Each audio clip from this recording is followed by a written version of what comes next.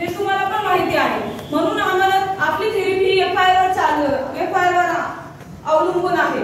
आणि त्याचे काय काय फायदे आहेत ते मी तुम्हाला सांगते. FIR थेरपीमुळे आपले जी शरीराची नाडी तंत्र असते ती मजबूत होण्यास मदत होते. आपल्या शरीरातील जे ऊर्जा शक्ती असते ती मजबूत होण्यास मदत होते. शरीरातील रोगप्रतिकार शक्ती वाढते FIR थेरपीमुळे बरं का. दुसरं आहे मसाज थेरपी. मसाज थेरपी सुद्धा ही FIR वर आधारित आहे. त्याची उपचार करूनच ती थेरपी दिली जाते. जेव्हा तुम्ही मसाज घेता, मसाज बोर्ड असतो आपल्या शरीरावर बरोबर, मसाज थेरपी दिली जाते तेव्हा तुम्हाला ती जेव्हा तुम्ही इंटरनल रोलर असते त्याच्यामध्ये बघा अशी लाईट लागते. जेव्हा तुम्ही म्हणतात की मला गरम वाटते, ते गरम नसते ते तुम्हाला पहाटेची सकाळची सूर्याची किरणे मिळतात. आणि ही थेरपी हा इंटरनल रोलर 8 खनिज तत्वांपासून बनवलेला आहे.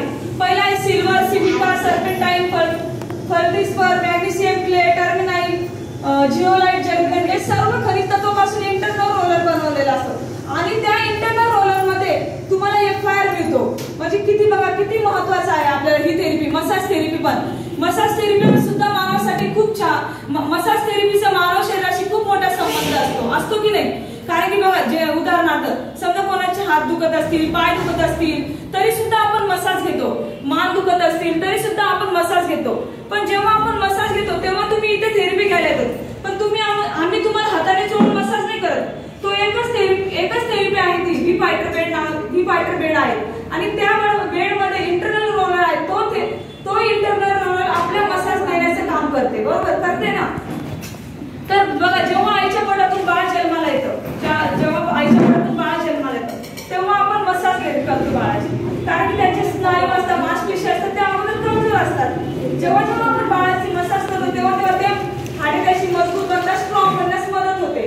पण जेव्हा पण आपण मसाज तेव्हा ते बाळ स्वतःच्या हळूहळू पहिला रांगायला लागतं. ते बाळ रांगायला लागलं तर परत तो थोडस असं पाया उभा राहिला की तो काही दिवसांनी चालायला लागतो. तेव्हा आपल्याला किती आनंद होतो बरं की जेव्हा आपण त्या बाळाला जर व्यवस्थित मालिश केली नसती किंवा व्यवस्थित त्याची काळजी घेतली नसती तर बाळ इतक्या लवकर चांगलं स्ट्रॉंग बनलं असतं का नसतं. जर एखादं बाळ झालं, उदाहरण देते, छोटंसं बाळ झालं आणि त्या बाळाला तुम्ही 1 दिवस पण मसाज करू नका. बघा 1 दिवस पण मसाज करू नका. त्या बाळाचे हाडे कसं स्ट्रॉंग बनतील बरं? नाही बनणार, नाहीच बनणार.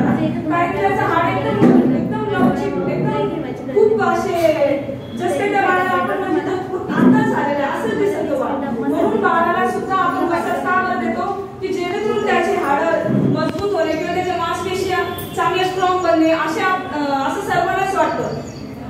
त्याच्यानंतर मसाज